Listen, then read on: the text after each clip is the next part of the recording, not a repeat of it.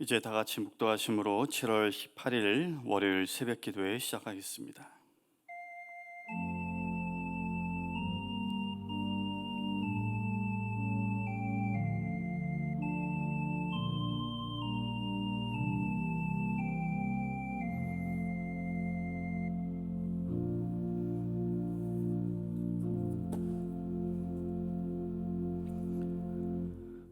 우리에게 늘 좋은 것을 주시기 원하시는 하나님 감사합니다.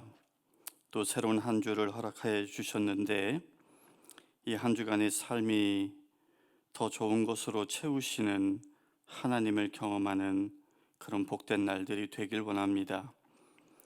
여전히 지속되고 있는 팬데믹, 그리고 삶의 여러 문제와 어려움으로 몸과 마음이 지친 성도님들, 하나님께서 힘 주시고 은혜 주셔서 다시 일어설 수 있게 도와주시옵소서.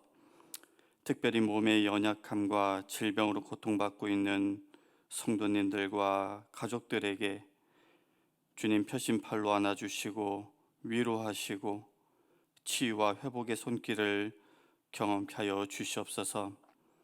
하루하루 살아갈 때 세상의 유혹에 흔들리지 않도록 붙잡아 주시고 성령님께서 우리의 마음을 사로잡아 주셔서 오직 주님만 바라보고 오직 주님만 의지하며 승리할 수 있는 우리 모두가 될 수 있도록 축복해 주시옵소서. 예배 마치는 시간까지 함께 하실 줄 믿사옵고 좋으신 예수님 이름으로 기도합니다. 아멘. 다 같이 찬송가 299장 찬송하겠습니다.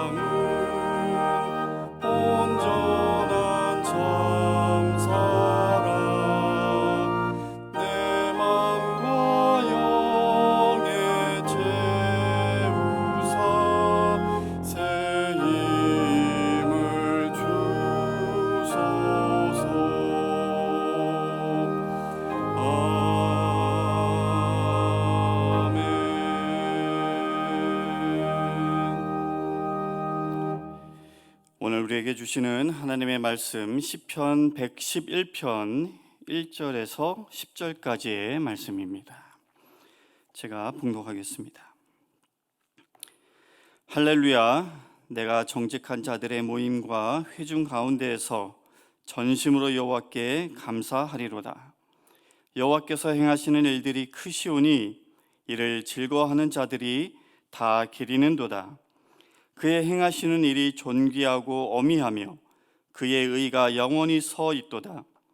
그의 기적을 사람이 기억하게 하셨으니 여호와는 은혜로우시고 자비로우시도다. 여호와께서 자기를 경외하는 자들에게 양식을 주시며 그의 언약을 영원히 기억하시리로다. 그가 그들에게 문나라의 기업을 주사 그가 행하시는 일의 능력을 그들에게 알리셨도다.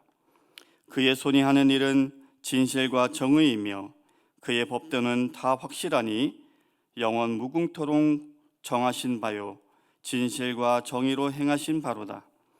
여호와께서 그의 백성을 속량하시며 그의 언약을 영원히 세우셨으니 그의 이름이 거룩하고 지존하시도다. 여호와를 경외함이 지혜의 근본이라. 그의 계명을 지키는 자는 다 훌륭한 지각을 가진 자이니 여호와를 찬양함이 영원히 계속되리로다. 하나님의 말씀입니다. 오늘 시편 111편은 드라마로 치자면 3부작 드라마 가운데 첫 회에 해당한다 할 수 있습니다. 나머지 두 회는 111편에 이어지는 112편 그리고 113편인데요. 왜 3부작이라고 했냐면 이 세 시편이 나란히 그 시작을 할렐루야로 시작하고 있기 때문에 그렇습니다. 물론 할렐루야로 시작하는 다른 시편도 여럿 있기는 합니다. 그런데 이 3부작 시편 가운데에서 또 111편과 112편을 한 쌍을 이루는 시라고 하는데요. 그 내용과 형식이 굉장히 유사하기 때문입니다. 우선 형식 면에서 이 두 시편은 둘 다 알파벳 시라고 불립니다. 이미 알파벳 시라고 불려지는 시편을 우리가 몇 차례 접촉했기 때문에 여러분들 다 알고 계실 거라 생각하지만 그래도 혹시라도 잊었거나 아니면 모르시는 분들을 위해서 잠시만 설명을 드리면 히브리어 알파벳은 총 22개입니다. 22개의 알파벳을 그 순서대로 각 행의 초성에 배치하였다 하여서 붙여진 이름이 알파벳이라는 거죠. 우리식으로 표현하자면 첫 줄은 기역으로 시작하고 둘째 줄은 니은으로 시작하고 그래서 쭉 내려가면서 마지막 절은 히읗으로 시작하여 시를 마무리하는 그런 것을 의미합니다. 그런데 한글 성경에서 이 알파벳 시의 특색을 느낄 수 있으려면 그 한계가 좀 있죠. 언어가 다르기 때문에도 당연한 것일 수도 있고 또 111편과 112편 둘 다 오늘 봉독해서 아시겠지만 두 시편 다 10절까지밖에 없거든요. 히브리어 알파벳이 22개라고 했잖아요. 그러면 처음 히브리어 알파벳 10개까지만 각 절에 초성에 배치한다는 말인지 아니면 111편에 10개 그리고 이제 쌍둥이시라고 불리는 112편에 또 10개 그렇게 배치한다는 말인지 무슨 말인가 싶기도 합니다. 사실 히브리어 성경을 보면은 오늘 111편 같은 경우에 1절부터 8절까지는 각 절이 두 개의 행으로 구성되어 있어서 히브리어 알파벳이 두 개씩 순서대로 배치되어 있고 나머지 이제 9절에서 10절만 세 개의 행으로 이제 되어 있어서 거기는 세 개의 알파벳이 이제 배치되어 있는 것이죠. 즉 처음 1절에서 8절까지는 두 개씩이니까 총 16개 그리고 나머지 9절과 10절은 세 개씩이니까 6개 그래서 총 22개의 알파벳이 각 행의 초성에 배치되었다라는 것을 히브리어 성경을 보면 알 수가 있습니다. 어쨌든 히브리어를 모르는 우리에게는 이것이 큰 감흥으로 다가오지 않습니다. 하지만 알파벳 시라는 이 특색은 유대인들에게 있어서는 이 시를 공예배 가운데 암송하거나 혹은 기억하는데 굉장히 유용하고 편리한 형식이자 구성인 것이죠. 그래서 6월절이나 77절 또는 장막절 같은 이스라엘 절기 때에 이 시편이 사용되어졌다 혹은 그런 절기를 위해서 지어졌다라는 견해도 있습니다. 물론 절기에 사용하기 위해서는 이런 형식적인 측면뿐만 아니라 내용적으로도 적합한 것이어야 했을 것입니다. 그러면 내용적으로 본시의 개요를 말씀드리면 먼저 1절은 이제 서두와 같은 건데요. 선민의 공예 가운데 하나님을 찬양하겠다라는 다짐을 담고 있고요. 그리고 2절에서 4절은 하나님의 크고 기이한 그 행사에 대해서 찬양하는 내용을 담고 있습니다. 그리고 이것을 좀 더 구체적으로 말하는 것이 이어지는 5절에서 9절의 말씀인데요, 과거 이스라엘의 역사 가운데 베푸셨던 하나님의 은혜와 자비를 회상하면서 하나님을 찬양하는 내용입니다.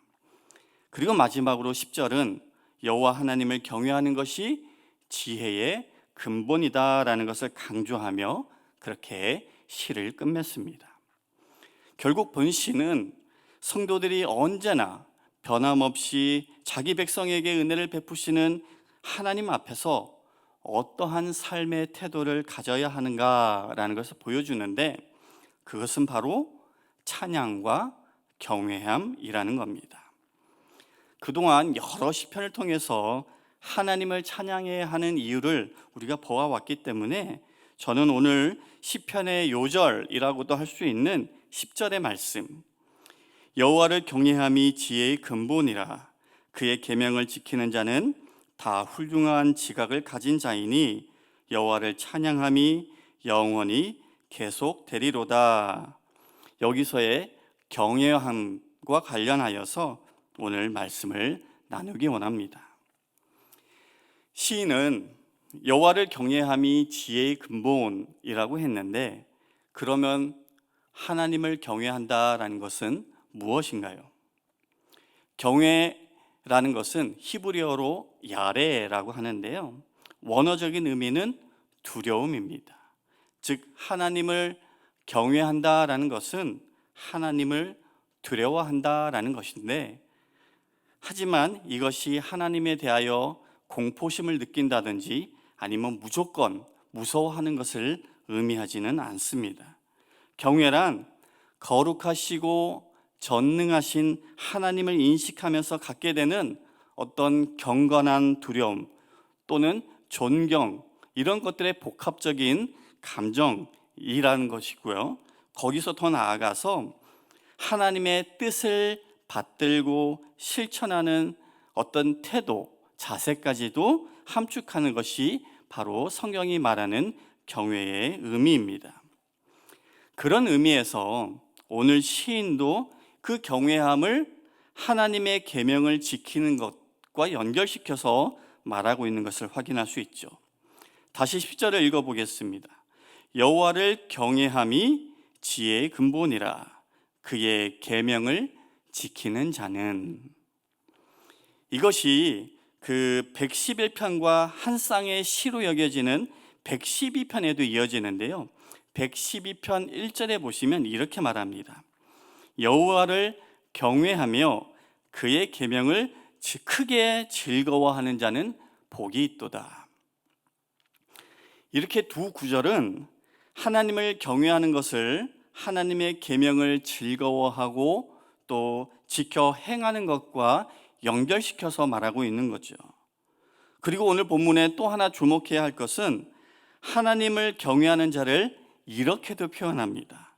오늘 시편 1절에 정직한 자, 이 정직한 자는 그 다음 편인 112편 2절과 4절에도 등장하고 있습니다.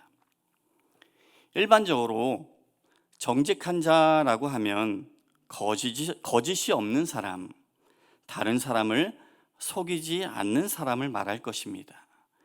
그러나 도덕적으로 아무리 정직함을 지녔다 할지라도 그것이 곧 하나님 앞에서 정직한 자가 되는 것은 아닙니다.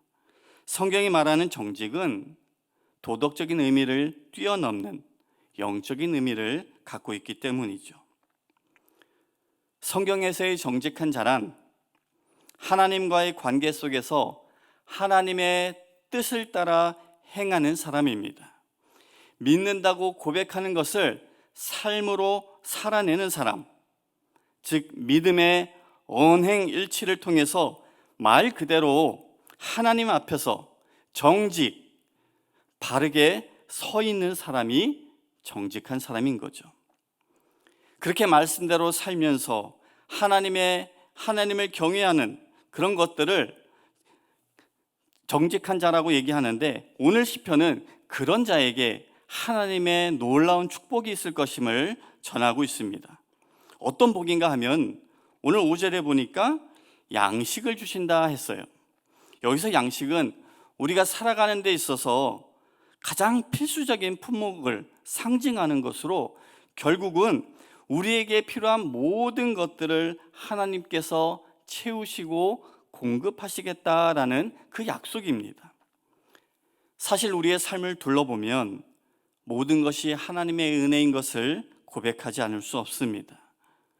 그렇게 하나님은 우리 삶의 모든 필요를 아실 뿐만 아니라 그 모든 것을 채워주신다라는 것을 믿을 수 있는 저와 여러분 되시길 원합니다. 마태복음 6장에서 예수님이 이렇게 말씀하셨습니다. 우리가 참 잘 아는 말씀인데요. 공중의 새를 보라. 심지도 않고 거두지도 않고 창고에 모아 들이지도 아니하되 너희 하늘 아버지께서 기르시나니 너희는 이것들보다 귀하지 아니하냐. 염려하여 이르기를 무엇을 먹을까, 무엇을 마실까, 무엇을 입을까 하지 말라. 너희 하늘 아버지께서 이 모든 것이 너희에게 있어야 할 줄을 아시느니라. 그런즉 너희는 먼저 그의 나라와 그의 의를 구하라. 그리하면 이 모든 것을 너희에게 더하시리라. 하나님을 경외하는 자, 즉 말씀을 삶으로 살아내는 정직한 자에게 임하는 축복의 말씀인 줄로 믿습니다. 이뿐만이 아닙니다. 112편에 보면은 하나님을 경외하는 자가 받게 될 복에 대해서 좀 더 구체적으로 언급되어 있는데요. 하나만 언급하자면 3절에 부귀와 영화가 있을 것이다 라고 말씀합니다. 그런데 당사자만이 아니라 후손에게까지 그 복이 이르게 될 것을 전하고 있습니다. 물론 부와 재물이라고 하는 이 목적을 위해서 하나님을 경외한다면 그것은 진정한 경외가 아니겠죠. 아무튼 성경 곳곳에는 하나님을 경외하는 자가 누리게 될 축복을 전하고 있는데요. 시편 25편 14절에선 경외하는 자에게 여호와의 친밀함이 있다라고 노래하고 있습니다.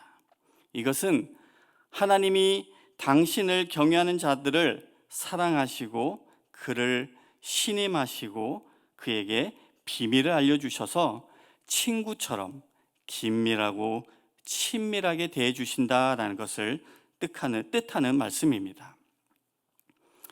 사랑하는 성도 여러분, 하나님은 당신을 경외하는 자를 축복하기 원하시는 줄로 믿습니다. 신명기 5장 29절에도 다만 그들이 항상 이 같은 마음을 품어 나를 경외하며 내 모든 명령을 지켜서 그들과 그 자손이 영원히 복받기를 원하노라 라고 말씀하고 있습니다. 하나님의 계명, 하나님의 말씀을 기쁨과 감사로 또 거룩한 두려움과 떨림으로 지켜 행하여서 그렇게 경외하는 자에게 약속하신 놀라운 축복들을 마음껏 누리고 우리 후손들에게도 흘려보낼 수 있는 그런 저와 여러분, 우리 모두가 되시기를 주님의 이름으로 간절히 축원합니다. 이제 말씀을 기억하며 묵상의 시간을 갖겠습니다.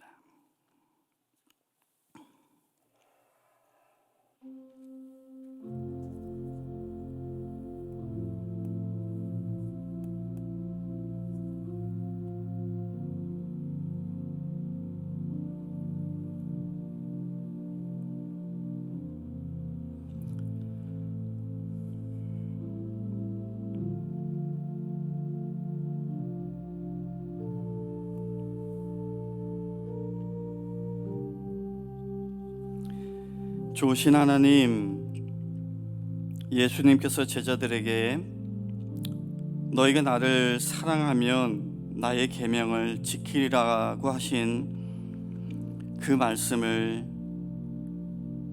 생각해 봅니다. 우리 역시 주님께서 주신 그 말씀을 지키며 하나님을 사랑하고 경외하는 자로, 하나님 앞에 정직한 자로 그렇게 인정받기를 원합니다. 성령님, 친히 도와주셔서 늘 마음을 다하여서 진실되게 하나님을 섬기고 우리에게 허락하신 그 말씀을 기억하고 온전히 순종하며 살아감으로 주님 약속하신 그 축복을 받아 누리고 또 우리 후손들에게 세상에 전할 수 있는 복된 인생 될 수 있도록 인도하여 주시옵소서. 이제는 우리 주 예수 그리스도의 은혜와 하나님 아버지의 그 크신 사랑과 성령님의 감화 감동 교통하심이 오늘도 말씀 가운데 하나님을 경외하는 자로 살기로 결단하고 나아가는 모든 성도님들 머리 위에 지금부터 영원까지 함께 하시기를 간절히 축원하옵나이다. 아멘.